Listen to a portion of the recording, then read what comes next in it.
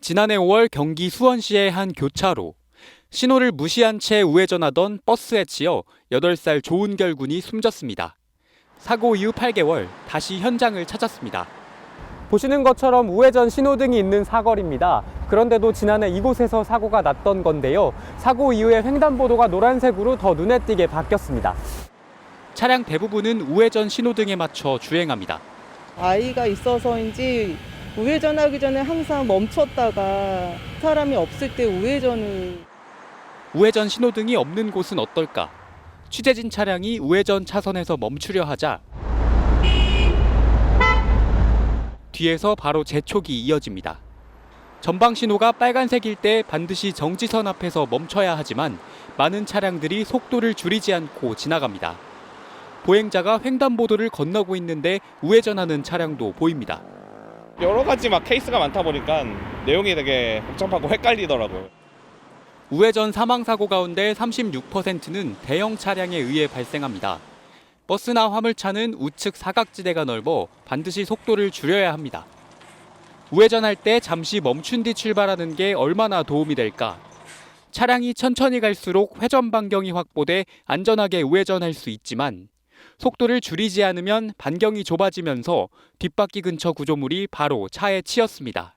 운전자들은 늘 습관적으로 주행을 그렇게 해도 큰 문제 없으니까 하는 착각 속에 빠져 있다는 것이죠.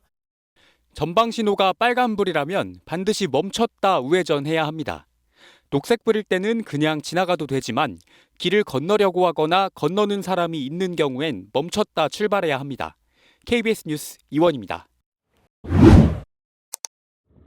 시내버스 한 대가 우회전 직전 교차로에 멈춰서고 곧이어 횡단보도에 진입하는 순간 길을 건너던 40대 남성이 버스에 치였습니다.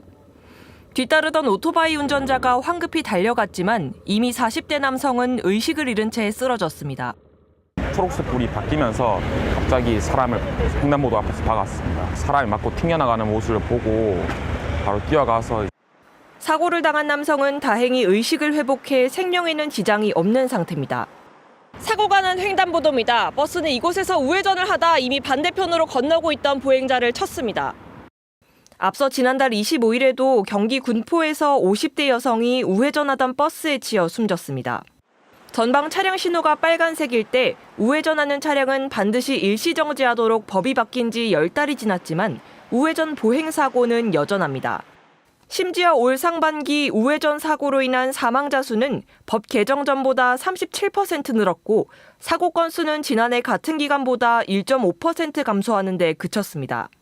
경찰은 개정된 도로교통법에 따라 보행자가 횡단보도를 건너려는 경우에는 신호와 상관없이 반드시 멈춰야 한다고 강조합니다. 일시정지 혹은 충분한 선행을 통하여 보행자가 있는지 여부를 면밀히 관찰한 다음 우회전을 해야지만이.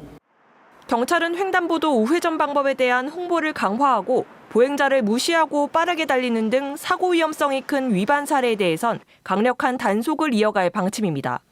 KBS 뉴스 박가영입니다.